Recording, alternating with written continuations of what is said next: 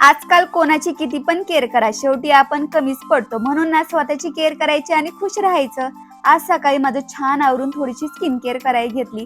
काम तर काय होतच राहतील, पण स्वतःची केअर करायची. छान अशी स्किन केअर करून घेतली. अलीकडेच ना मला ॲसिडिटीचा खूप त्रास होत असल्यामुळे ना मी सकाळी असा 1 चमचा सब्जा ग्लासमध्ये भिजत ठेवला होता. तुम्ही बघू शकता सब्जा किती छान फुलला आहे आणि हे असं पाणी पिल्याने ना खरंच खूप रिलीफ मिळतो आणि पित्ताचा त्रास पण दूर होण्यास मदत होते. तुम्हाला पण असा प्रॉब्लेम असेल ना, एकदा नक्कीच ट्राय करून बघा. नंतर मी लागले स्वयंपाकाच्या तयारीला. आजचा जेवणाचा मेनू ना मी कालच ठरवला होता.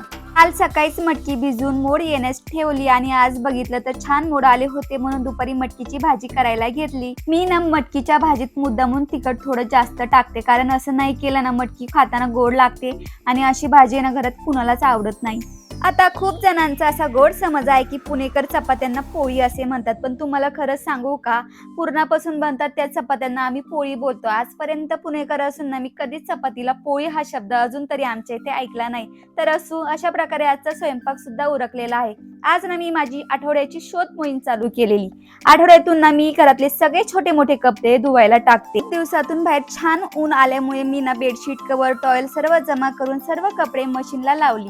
तर अशा प्रकारे सर्व कामे उरकल्यानंतर निवांत जेवायला वाढलं. आज ताटात अजिबात गर्दी दिसत नाही ना. चपाती, मटकीची भाजी आणि दही अशी होती आजची मिनी थाळी. तर चला तर मग भेटूया नेक्स्ट व्हिडिओमध्ये. बाय.